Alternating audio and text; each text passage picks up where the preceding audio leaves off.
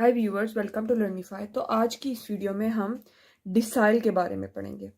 ठीक है, decile for ungroup data. ठीक है, अब डिसाइल होता क्या है? डिसाइल जो है वो हमारे डेटा सेट को 10 इक्वल पार्ट्स में रिप्रेजेंट कर देता है, डिवाइड कर देता है 10 इक्वल पार्ट्स में। और अब हर डिसाइल जो है वो एक 10% ऑफ द डेटा जो है उसको रिप्रेजेंट कर रहा होगा। ओके, सो हम इसको देखते हैं in the case of ungroup data. अब अनग्रुप डेटा में भी हमारे पास दो केसेस आ जाते हैं। First case is the even case, जब हमारे पास जो नंबर ऑफ वैल्यूज हैं वो इवन होंगी। तो इस केस में हमारे पास फॉर्मूला क्या बनेगा? D of J is equal to 1/2 into J N by 10th value plus J N by 10 plus 1th value. ठीक है, तो ये हमारा सिंपल सा फॉर्मूला है। ओके, अब हम इसमें एक सिंपल सी एग्जांपल ले लेते हैं। ठीक है, जिसमें हमारे पास वैल्यूज गिवन हैं 2, 5, 8, 11, 14, 17, 20 एंड 23। अब ये नंबर ऑफ वैल्यूज हमारे पास कितनी है? एन हमारा क्या है? 8 है यहाँ पे। ठीक है, और हमने फाइंड क्या करना है? फॉर एग्जाम्पल हमने डी ऑफ 3 फाइंड करना है। हम कहते हैं कि हमने डिसाइल 3 फाइंड करना है। तो इस केस में हमारे पास जे की वैल्यू जो है वो 3 होगी। ठीक है, तो हमने डी ऑफ 3 फाइंड करना है। 1/2 3 into 8 divided by 10th value. ठीक है, plus 3 into 8 divided by 10 plus 1th value. Okay हो गया? ये जो है ना अभी हम फाइंड कर रहे हैं।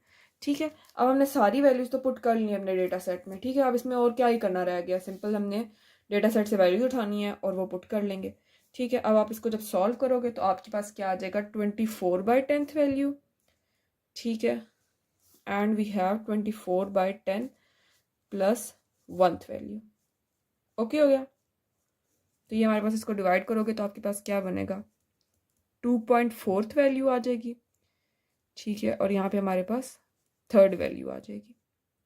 ठीक है, अब ये 2.4 3rd वैल्यू कहाँ से लेनी है हमने? ऑफकोर्स अपना जो डेटा सेट हमारे पास गिवन है, जो वैल्यूज गिवन है उनमें से लेंगे। अब 2.4 है, फॉर एग्जांपल यहाँ पे हमारे पास 5 होता है। अब हमें पता है कि 5 होगा तो हम इसको राउंड ऑफ करके 3 कर देते, बट ये लेस देन 5 है तो ये 2.4 जो है ये 2 में कन्वर्ट हो जाएगा। तो हमारी सेकेंड वैल्यू क्या है डेटा सेट की? That is 5। तो 1/2 5 प्लस 3rd वैल्यू क्या है? 8। ठीक है, तो हमारे पास क्या आ जाएगा? 13/2।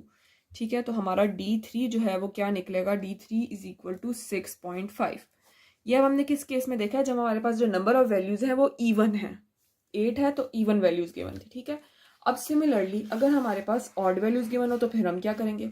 अब उसकी केस में भी हम ऑड की केस में पहले फॉर्मूला देखते हैं, फिर एक एग्जाम्पल देखेंगे। तो हमारे पास D of J is equal to J N plus 1 by 10th value जो है वो हमने फाइंड करनी है। ओके हो गया? तो अब इस केस में हमारे पास जो वैल्यूज गिवन है वो क्या है? 3, 7, 9, 12, 14, 18 एंड 21। ये हमें सिंपल सी वैल्यूज गिवन है। अब हमारे पास नंबर ऑफ वैल्यूज कितनी है? 7।